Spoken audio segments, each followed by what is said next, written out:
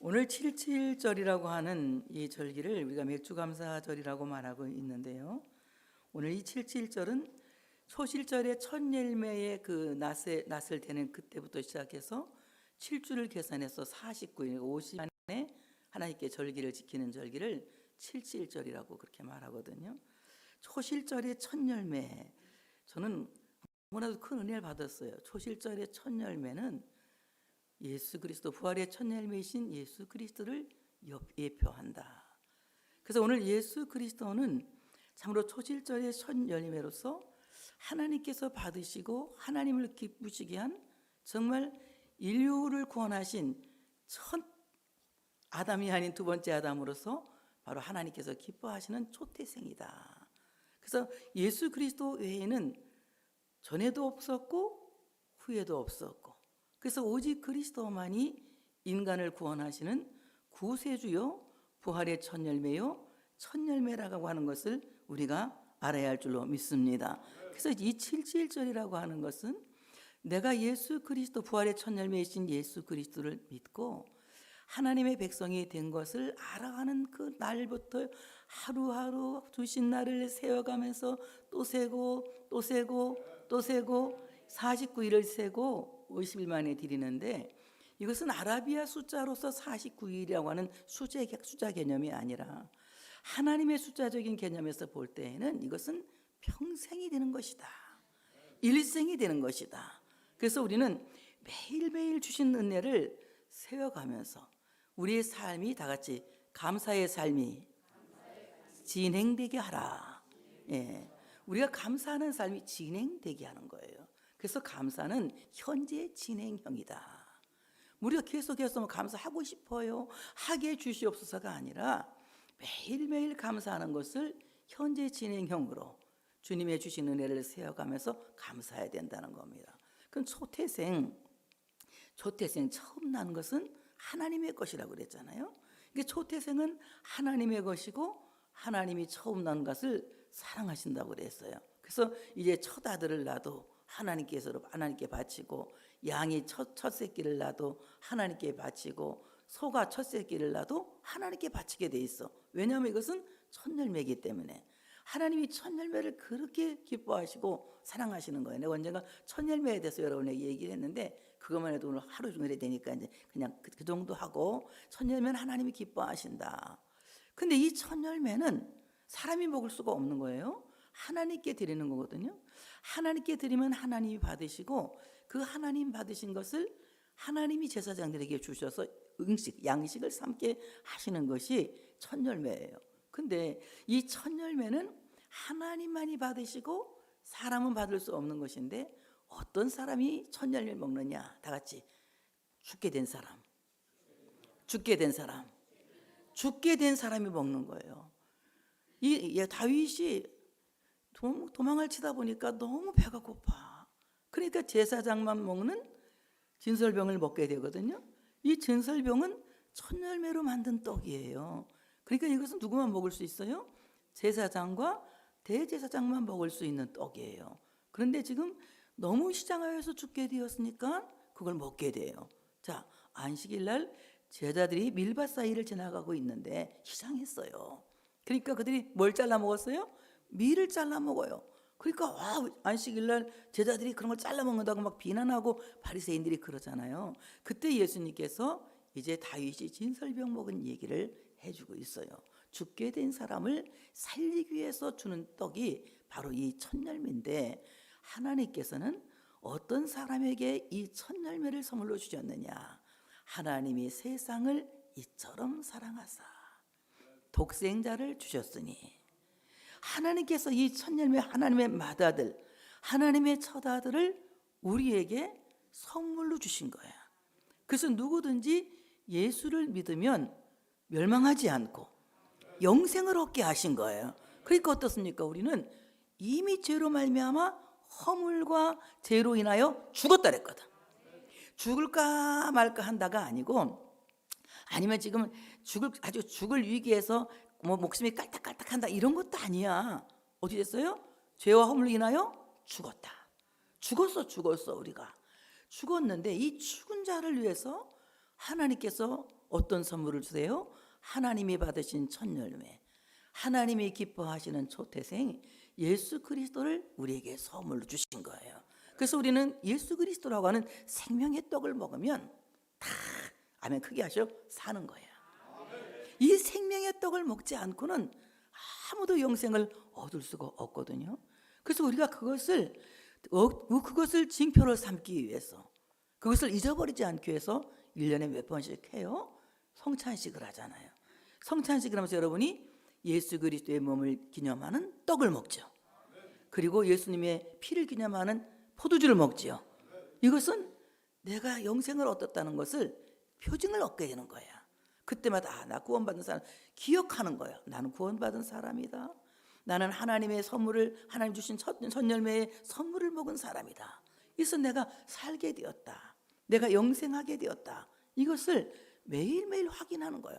그러면 1년에 몇 번만 성찬식 몇 번만 우리가 확인하느냐? 그렇지 않아요. 매주일 하나님께 드리는 이 예배는 하나님이 우리에게 성찬을 베푸시는 거예요. 그 생명의 떡을 우리에게 공급하시는 것인데, 성경은 누구에 관한 책이라고요? 누구에 관한 책? 예수님에 관한 책. 그래서 성경을 짜면 뭐가 나온다고요? 예수의 피가 나온다. 그래서 성경은 피의 책이라고 하는 거예요. 그래서 하나님의 말씀을 들을 때에 예수 그리스도의 피로 말미암아 생명을 얻게 되는 것이고, 예수 그리스도의 생명의 양식으로 말미암아 우리가 참으로 이 땅에서 사는 삶의 에너지뿐만이 아니라 영원히 살 수 있는 영생하게 하는 에너지를 얻게 되는 거예요.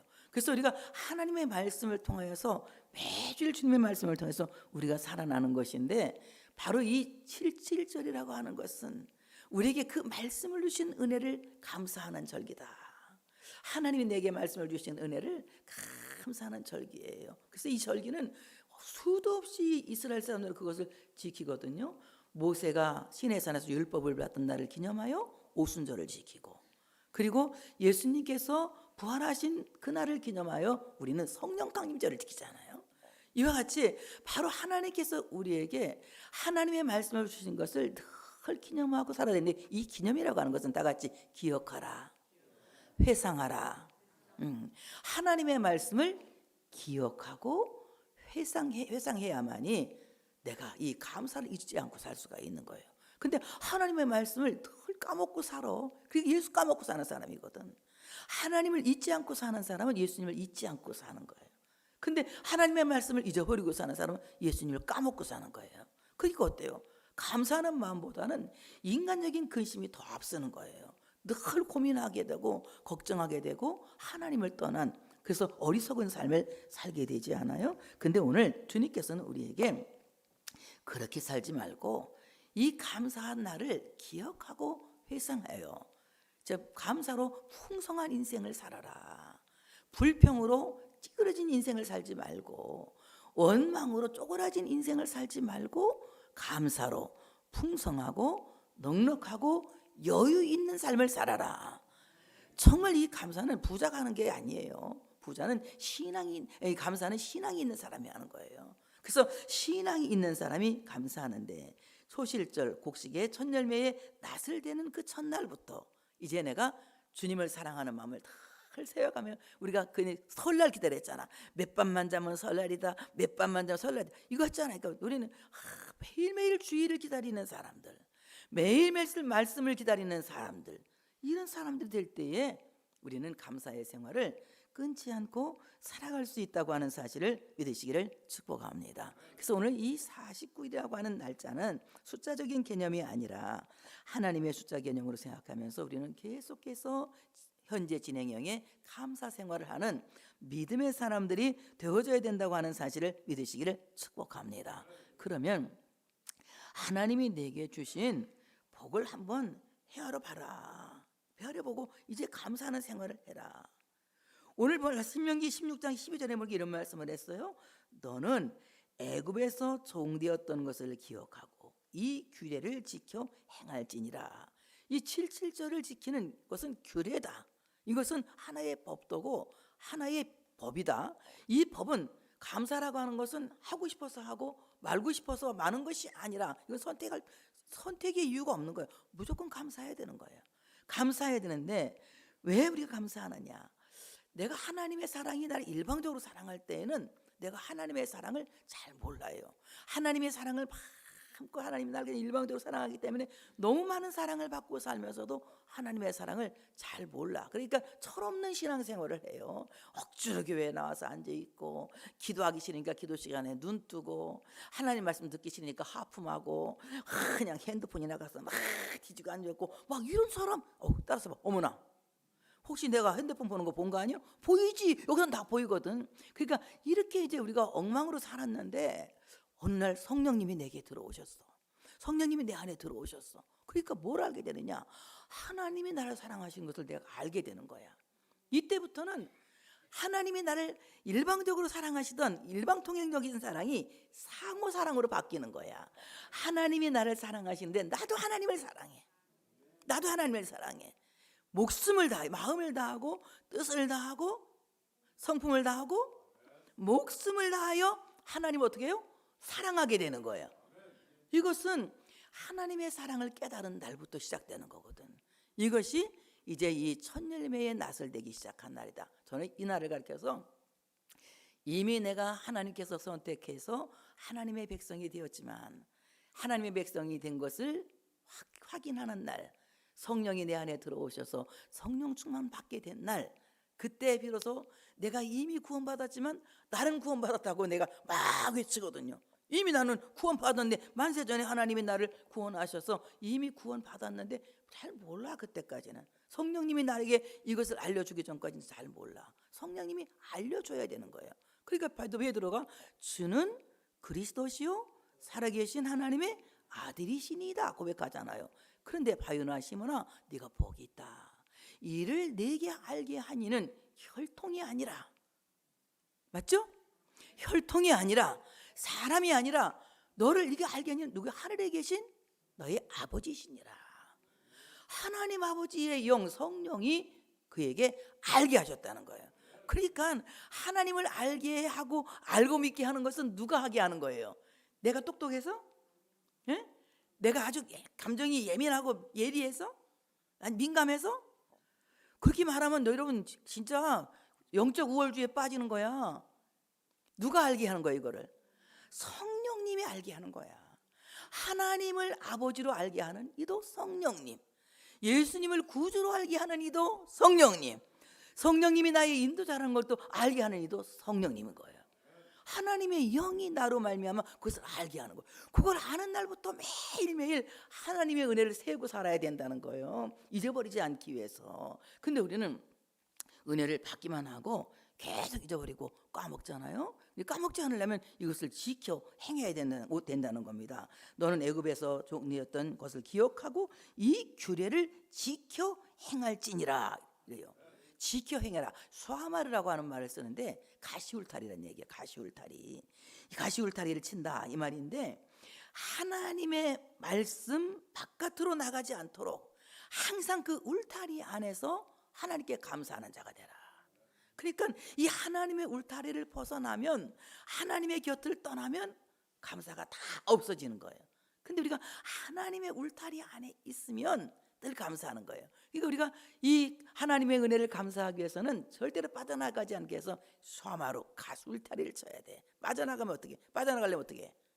가시 어떻게 돼? 찔리잖아. 그러니까 우리가 영적으로 살아있는 사람은 하나님을 떠나려고 하면 어때? 마음이 찔리고 상당히 영적 근심이 생기는 거예요. 근데 뭐 믿음이 없는 사람은 빠져나간지도 몰라. 빠져나간지도 몰라. 아직 성령 받지 못한 사람은. 그러니까 우리는 늘 가시 울타리 안에 하나님 앞에서 주신 은혜를 기억하고 그것을 지킬 수 있는, 보존할 수 있는 우리가 되어져야 할 줄로 믿습니다. 그런데 오늘 본문에 보면은 너, 네 이 말을 10번이나 하거든요. 짧은 이 성경 구절에서 너, 네, 너, 네 이것을 10번을 하거든요. 이것은 무슨 말이냐면 감사하는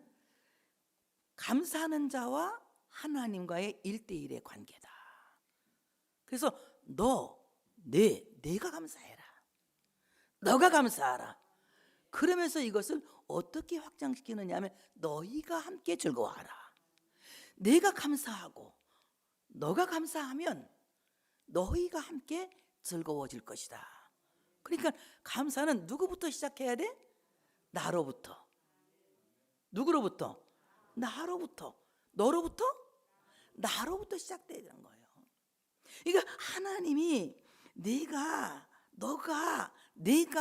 너가 바로 이 말씀은 너로부터 감사가 시작되고, 그 시작된 감사를 너희가 그 많은 사람들이 함께 즐거워해야 된다, 이렇게 말씀하고 있거든요. 그러니까 나로부터 시작된 감사가 점점점 확장되어서 우리가 감사할 수 있도록 그래서 이 감사가 풍성해져야 되는 거예요.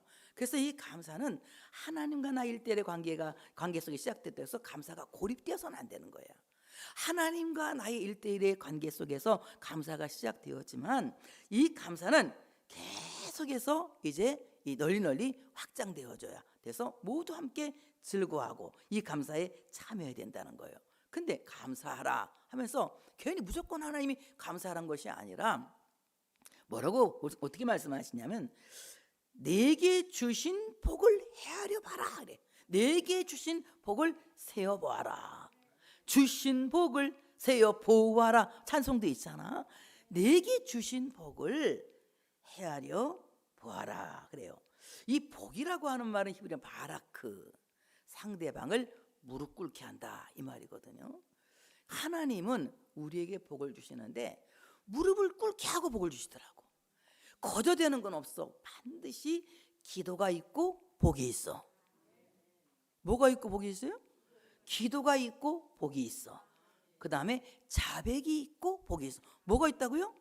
자백이 있고 복이 있어. 무릎을 꿇는다는 것은 기도한다는 것이고, 무릎을 꿇는다는 것은 자백한다는 거야. 그 다음에 순종이 있고 복이 있는 거야. 무릎을 꿇는다는 것은 당신에게 순종하겠나이다, 복종하겠나이다, 순종 서약을 하는 거거든요. 그러니까 하나님께서 우리에게 무릎을 꿇게 하고야만 하는데, 어떤 무릎을? 첫째는 기도의 무릎을, 금방 까먹었지, 1분도 안 됐는데. 두 번째는 뭔 무릎을? 자백의 무릎을. 세 번째는 순종의 무릎을 꿇게 하시는 거야. 이것이 먼저 될 때에 그 다음에 복이 되는 거지. 여러분 복 받는다고 그냥 갑자기 로또가 당첨돼가지고 나 로또 되긴 됐으면 좋겠어. 아니 되지 말란 뜻이 아니야. 되면 좋겠는데, 그렇지만 로또보다 더 중요한 것이 무릎을 꿇어야 된다는 거. 그럼 로또가 될 만큼 무릎을 꿇든지. 응? 다 아멘했지? 우리 권사님들 내가 아멘을 다 봤어. 응? 무릎 꿇고 로또를 사지 그냥 한 번도 안 꿇어보고 로또보다 하나님이 로또도 안 되게 해준다고 기도도 한 번 안 했으면서. 그래서 우리가 반드시 복을 받는다는 것은 하나님이 나를 무릎 꿇게 하시는데, 무릎을 꿇는다는 건 첫째 뭐다? 기도다. 또 두 번째는 자백이다. 세 번째는 순종을 서약하는 것이다. 이렇게 하나님 우리를 무릎 꿇게 하시고 마는 거예요. 그래서 우리는 어떨 때 우리가 무릎을 꿇죠? 여러분은 어떨 때 무릎을 꿇는지 모르지만 나는 고난이 있을 때 무릎을 꿇게 되더라고요. 성경 말씀 그대로 야고보서 5장 13절에 보니까 너희 중에 고난당하는 자가 있느냐? 저는 기도할 것이요. 그 고난 당하면 어떻게 뭐가 나와요? 기도가 나와요. 기도가. 안 믿는 사람은 고난 당하면 낙담이 나오죠. 절망감과 자괴감에 쌓이게 되죠. 그러나 하나님을 믿는 사람들은 어때요? 고민이 있거나 고난이 생기면 먼저 하나님께 무릎을 꿇게 되는 거야. 무릎을 꿇게 돼. 기도하게 되는 거야. 이 문제를 해결하기 위해서는 무릎을 꿇고 뭐를 해? 그 다음에는 자백을 하게 되는 거야. 그 다음에 뭐를 하게 돼? 하나님께 순종하겠나이다, 서원을 하게 되는 거야. 이 기도를 통해서 하나님은 그렇게 하나님의 백성을 만들어 가면서 복을 주시는 거야. 순서가 있는 거지. 남대문 지게꾼도 순서가 있는 건데, 여러분 그냥 막 로또 되게 주셔 되나? 안 되지. 먼저 뭐 해야 된다고? 무릎을 꿇어야 돼. 기도해야 돼. 그 다음에 뭐 해야 돼? 자백을 해야 돼. 뭐 잘못했는지. 세 번째 뭐 해야 돼? 순종을 서약해야 되는 거야. 이럴 때 하나님이 우리에게 복을 주시는 거예요. 고린도 교회가 엄청 어려움을 겪었거든요. 고린도후서 8장 2절에 보니까 환난의 많은 시련 가운데서 그들의 넘치는 기쁨과 극심한 가난이 그들의 풍성한 연보를 넘치도록 하게 하였느니라. 고린도 교회가 너무 힘들었는데 그 힘든 가운데에서 그들이 환난 가운데에서 등이 휘도록 감사하거든요. 그래서 그들이 선교 헌금을 보내고 막 그냥 하나님 나라를 세워가는 일에 큰 일을 하게 된 즐거운 마음으로 헌신을 하게 되거든요. 저는 이 말씀 생각해요. 우리 인간은 우리 이런 말 하지. 아이고 힘든데 어떻게 감사해요. 아니에요. 우리는 역으로 살아야 되는 거야. 가난해서 헌금해야 되는 거야. 기분이 되게 나쁘게 들리나 보지? 오늘 감사주일이야. 이런 말 할 만하지 뭘. 가난하니까 뭐 해야 된다고? 감사해야 되는 거야. 가난하니까 헌금하는 거야. 가난하니까 11조 내는 거고, 가난하니까. 그렇지 않으면 더 어려워져. 하나님 앞에서는 우리는 역으로 살아야 돼. 세상을 거스려야 되는 거예요. 환경을 거스려야 하고 가난을 거스려야 하고 우리의 삶의 모든 역풍을 거스려야 되는 거예요. 그래서 하나님께서 가져오시는 그 귀한 복을 기대하면서 우리는 역으로 환난 중에도 감사하고 시련 중에도 감사하고 더 하나님께로 가까이 나가서 무릎을 꿇을 수 있는 하나님의 사람들이 되어야 할 줄로 믿습니다. 그러면서 오늘 시편 기자는 시편 56편 8절에 이렇게 말씀합니다. 나의 유리함을 주께서 계수하셨사오니 나의 눈물을 주의 병에 담으소서. 이것이 주의 책에 기록되지 아니하였나이까. 이래요. 굉장히 감사를 표현하면서 하나님 나의 유리함을 주께서 계수하셨사오니, 이 말은 무슨 말이냐면 내가 참으로 방황하여서 이리 흔들리고 저리 흔들리고 광야에서 갈 바를 몰라서 길을 잃었을 때에 하나님이 그 나의 유리하고 있는 방황하고 있는 그 많은 시련과 시험을 세셨다. 누가 세워주셨다? 하나님이 세신 거야. 하나님 우리를 세신 거야. 다 알고 계시고 다 보고 계시고 다 듣고 계시는 거예요. 이제 내가 하나님은 알고 계세요? 하나님은 보고 계세요? 하나님 듣고 계세요? 이제 내가 뭐 할 차례예요? 이제부터 내가 뭐 할 차례예요? 하나님이 보셨으니까, 하나님이 아셨으니까, 하나님 들으셨으니까 나 뭐 해야 돼? 이제는 무릎 꿇어야지. 아니 내가 조금 전에 한 얘기를 그렇게 까먹으면 어떡해? 뭐 해야 된다고? 무릎 꿇어야지. 그 다음 뭐 해야 돼? 응? 그렇게 무릎을 꿇는 게 기도야. 자백해야지. 그 다음 뭐 해야 돼? 순종을 약속해야지. 그러니까 내가 이렇게 유리하고 있는 것을 하나님이 다 계수하시고 그랬으니 하나님 나의 눈물을 주의 병에 담으소서. 그러니까 내가 세상을 살면서 겪은 많은 고초와 고난 속에서 흘린 눈물은 결코 세상 이 땅바닥을 썩히는 쓸데없는 눈물이 아니다. 얼마나 그 눈물이 가치 있고 값지고 귀한 것인지 하나님이 우리의 눈물을 주님의 병에 담으신 거야. 주의 병에 담으신 거야. 이것을 하나님이 잊어버리지 않으시려고 이것이 주의 책에 기록되지 아니하였나이까. 이것이 액츠 29의 인생을 사는 거야. 사도행전 29장을 쓰는 사람은 이렇게 살아가는 거야. 하나님이 그 주의 병에 우리의 눈물을 다 담으시고 우리로 하여금 다시 사도행전 29장을 쓸 수 있도록 우리의 삶을 성령 행전으로 살 수 있도록 기적 행전으로 살 수 있도록 예수 행전으로 살 수 있도록 하나님 우리를 이끌어 가신다는 거예요. 이게 하나님이 이렇게 우리를 다 기억하시고 이제 내가 너무나도 유리하고 방황하고 있을 때도 하나님 그걸 기억하시고 오히려 우리의 눈물을 다 주의 병에 담으셨다는 거예요.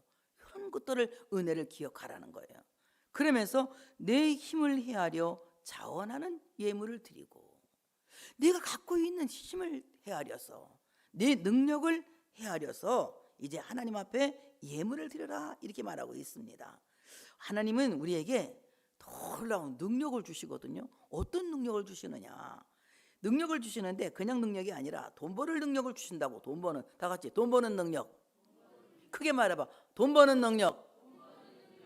이거 돈 버는 것이 내 능력이라고 생각하는 사람은 인생 끝난 거야 이제. 이 사람은 돈 못 벌어 이제. 왜 못 버느냐? 많이 벌었잖아 그동안에. 먹고 살 만큼 살았지. 예? 60살만 되면 끝난 거야. 이제 왜?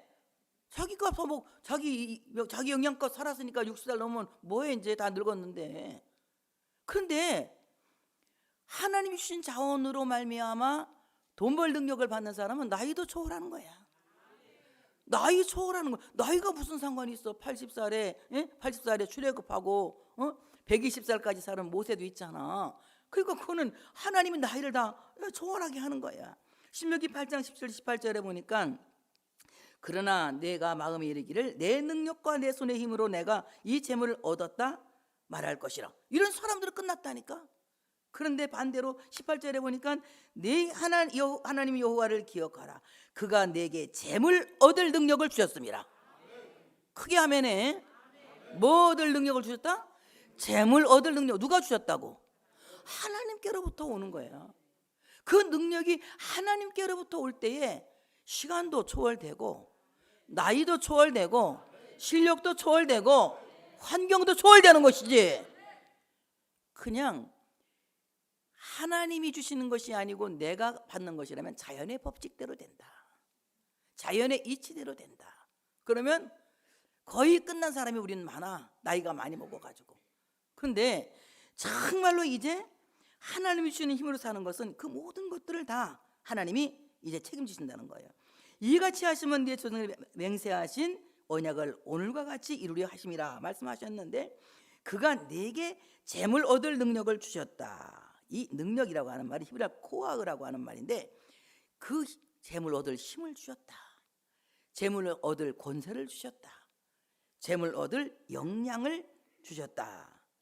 그 다음에 또 이 능력이라고 하는 말, 하일이라고 하는 히브리 말을 쓰고, 하일, 이 말은 무슨 말이냐면 부를 창출하는 전반적인 생명력과 잠재력을 내게 주셨다.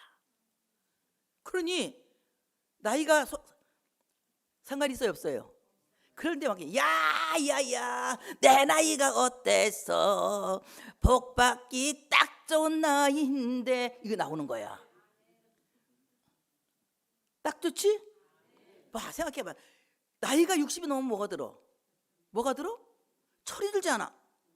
뭐가 들어요? 철이 든 사람이 복을 받아야 좋겠어? 아니면 철 안 난 사람이 복 받아야 좋겠어? 철 안 날 때 복 받으면 막 쓰고 댕겨. 철 나고 돈 쓰면 가치 있게 돈을 쓰거든. 그러니까 이제 나이도 60 됐지. 나 또 오랫동안 예수를 믿었지. 그러니까 철 났어, 안 났어? 뭐 하기 딱 좋은 나이야 지금이. 복 받기 딱 좋은 나이야. 근데 포기할 거야?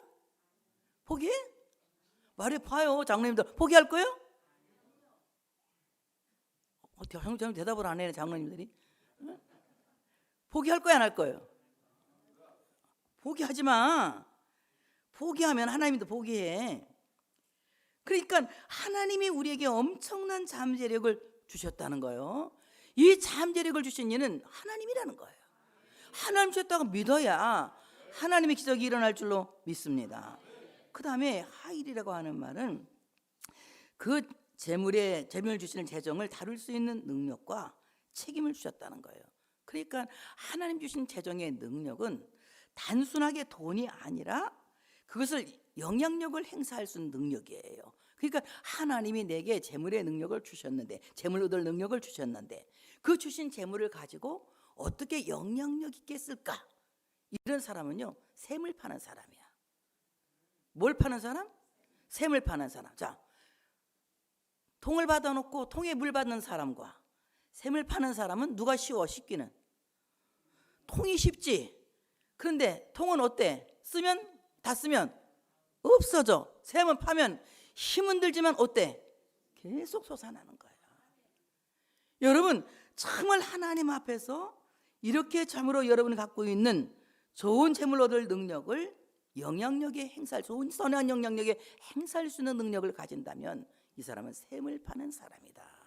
계속해서 하나님이 여러분의 샘이 솟아나게 할 줄로 믿습니다. 이것을 하나님께 예물로 드리라는 거예요. 감사 예물로 드리라는 거예요. 예물, 고르반이란 말입니다. 고르반.